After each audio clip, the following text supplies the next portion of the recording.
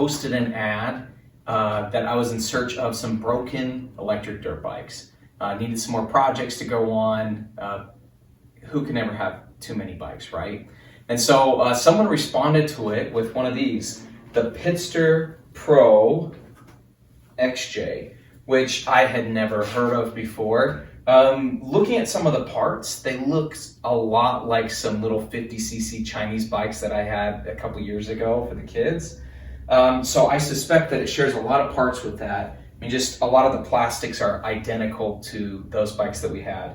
So Chinese made, which is fine. And yeah, they seem to be pretty cool. One thing I really like about them is they have a hot swappable battery. The problem is this is a hot swappable lead acid battery, and I don't know if you can tell, but it's pretty heavy.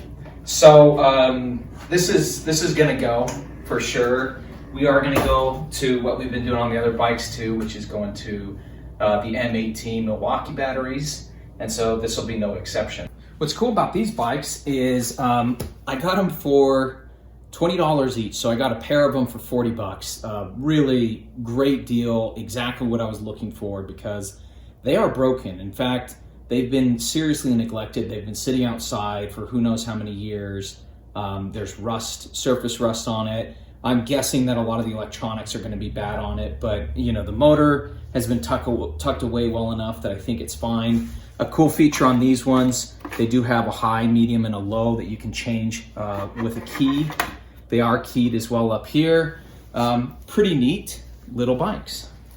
The other part of the plan is that I want to make one of these bikes a keeper bike, and that's going to be for my 6-year-old to ride around on. That's the one I'm going to convert to 36 volts. The other bike, I really just want to fix it up and sell it.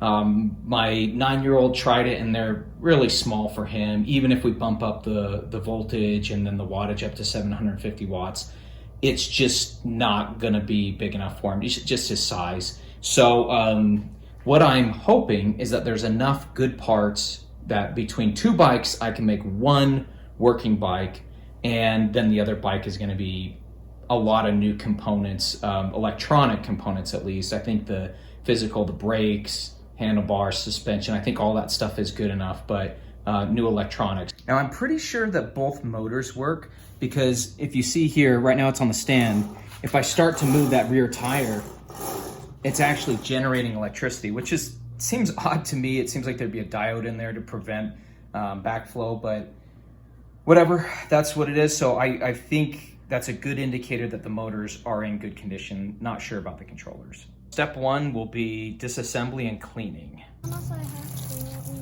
I accidentally did it. No, stop.